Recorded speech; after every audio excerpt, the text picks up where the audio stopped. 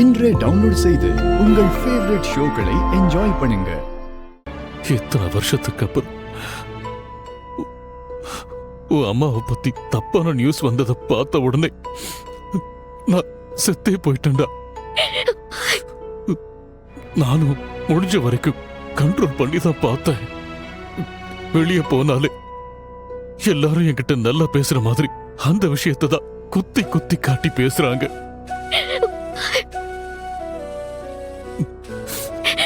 நம்ம வீட்டுல சொல்லவே வேண்டாம். இதையெல்லாம் கேட்கறதுக்கு முன்ன மாதிரி உடம்புல தெம்பு இல்லடா. ஒரு கட்டத்துல இவங்க எல்லாரோட பேச்சையும் தாண்டி எனக்கு உன்னை பத்தின கவலை மட்டும்தான்டா இருந்துச்சு.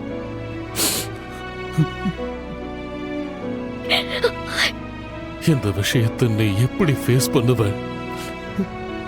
உனக்கு நான் என்ன ஆறுதல் சொல்றதுன்னு தெரியாம தவிச்சிட்டேன்டா. அதான் வேற வழியே இல்லாம இப்படி ஒரு கேவலமான விஷயத்தை பண்ணிட்டு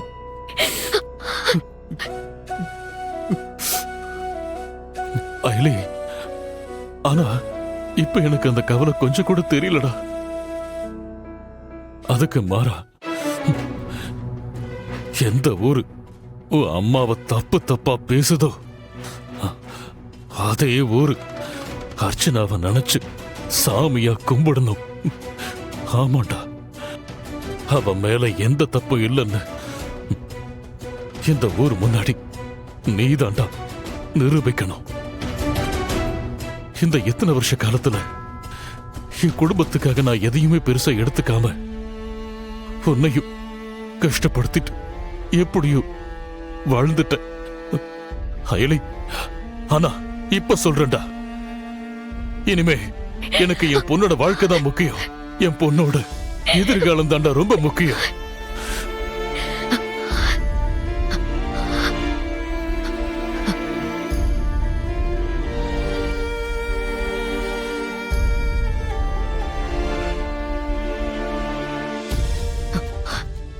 எனக்கு இது போதும்பா. நீங்க சொன்ன இந்த வார்த்தையே போதும். அம்மா மேல எந்த தப்பும் இல்ல, அவங்க நிரபராதின்னு நான் ப்ரூவ் பண்ணுவேன். என் அம்மாவை தப்பா பேசின ஒவ்வொரு வாயும் அவங்கள பாராட்டி பேசும். எல்லாரும் என் அம்மாவை நினைச்சு பெருமைப்படணும். அயலி, எப்படிடா இவ்வளவு நம்பிக்கையோட சொல்ற? தெரியலப்பா, ஆனா நான் சொன்னதெல்லாம் சீக்கிரமாவே நடக்கும்னு தோணுது. அதனால அப்போ அத பார்த்து சந்தோஷப்படுறதுக்கு என் கூட நீங்க இருக்கணும்ப்பா. இனிமே எக்காரணத்தை கொண்டும் நீங்க இப்படி ஒரு காரியத்தை பண்ணக்கூடாது. எனக்கு சத்தியம் பண்ணுங்க.